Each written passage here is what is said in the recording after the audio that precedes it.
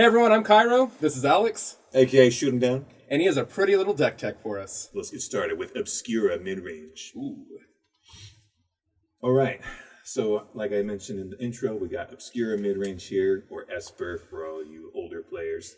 And I got a nice little curve here, very consistent 4-ups. We'll go over the land base later, but mainly the objective of this deck is to use the ultimate power of the new and improved Raffine Scheming Seer. This card is so sick, dude. You have no idea. Connive, believe it or not, that mechanic is actually nuts with this guy.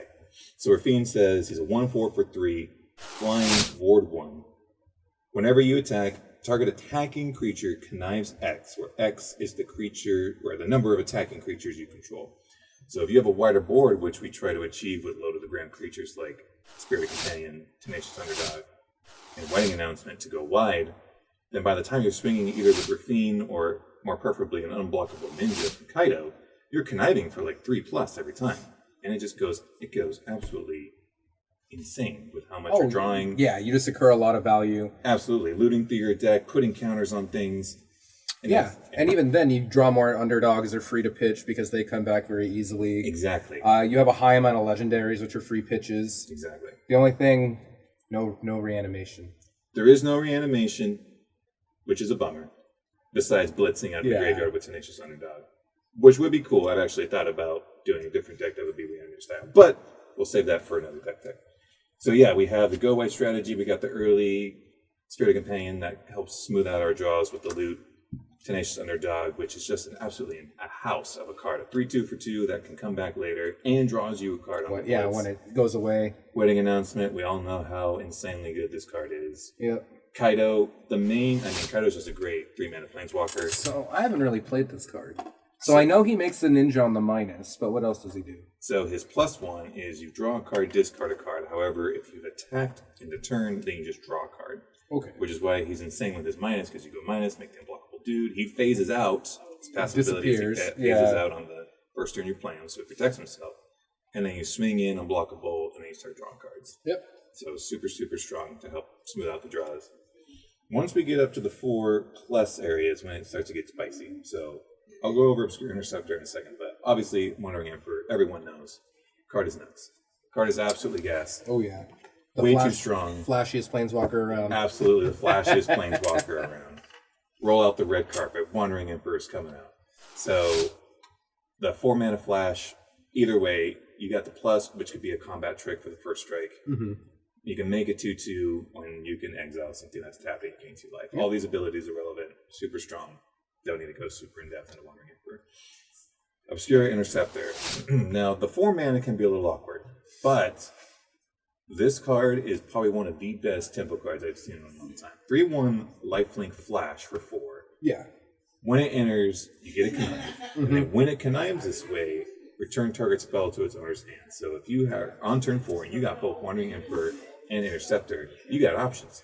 You know, if they go something that you need to get rid of, boom, Wandering Emperor. Mm-hmm. But if they play a spell, like preferably before combat or before the end of their turn, and you can tempo them out with preferably a 4/2 body lifelinker, then you're just setting them back so far. Fixes your hand and it's a remand on top. It's kind of like remand the dude. Totally. Yeah. Totally. More expensive remand. But when you go back to your turn and you start swinging with Raffine out and start conniving on this guy and make it huge, you're gaining that tempo swing because of the lifelink.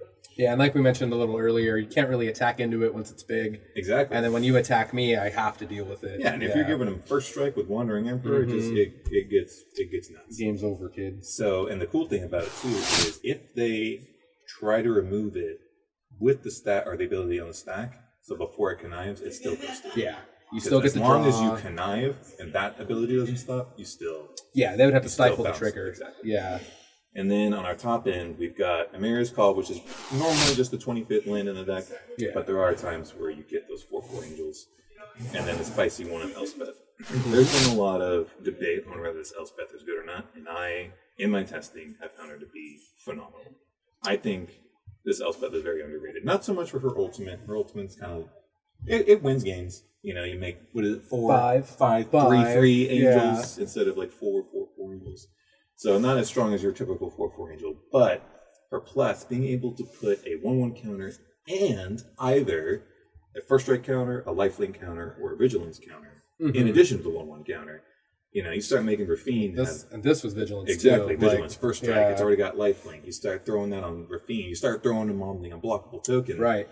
You're going to start gaining so much life and having that vigilance to be able to block. With Rafine already has a huge toughness, so being able to keep them on defense is also fantastic. And then her minus ability, -3. What are the top 7 cards? I believe it says. It is 7. Yeah. Top 7 cards, and you may put any permanent, not non-land permanent, any permanent period into play with the shield counter. So if you need a ramp or fix your mana or get Kaido or Rafine or any of these permanents onto the field 3 or less, ideally you get Rafine with the shield counter, but honestly any of these. Shield counters are worded too where any destruction is prevented, right? Correct. As if it were to be destroyed or dealt damage in any way. So you could even have some insurance with a wedding announcement. If they try to destroy it. Yeah. Well, it basically can't be destroyed, right? And it transforms so it doesn't leave. Correct. So there's some upside there too. Absolutely. Yeah. Nice little protection. Those shield counters are awesome. So yeah, that's the main staple of the deck, or the main core of the deck here. And then pretty basic on the lands, 4 of the new tri-lands, because cycling's awesome. Being able to have Esper colors is great. And then 1 of each basic, just in case you get Field of Ruin, you want to be able to get 1 of any of them. Iganjo, because Iganjo is amazing and a great spell land. And your legendary count's really high. So Exactly. this I think it only works on legendary creatures for the reduction, but still, having Rafine makes it a 2 mana. Legendary creature, yeah. 2 But mana. yeah, 2 mana. Deal 4, which is great. And then Hive, which is one of the better mana lands for sure. No, honestly, of all the abilities, it's the menace. You know? It's they get menace. left with 1 dude, doesn't matter. But being able to exile has a lot of relevance in this meta, because there's been a lot of opposing Tenacious Underdog. If I'm exiling yours and keeping mine, game. Got him.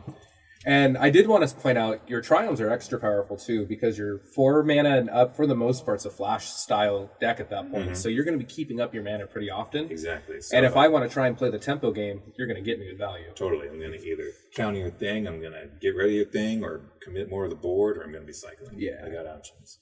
So very, very powerful in your land slot there. Yeah. But no, I like the deck a lot. Vanishing Verse hits almost everything. It's being played right now. And the removal. We got Blood Chief's Thirst, Vanishing Verse, and then obviously Wandering Emperor for removal. So very clean, very straightforward, very fun. I like it. Can't wait to play against it. Should we jump into some games? Oh, yeah. Let's do it.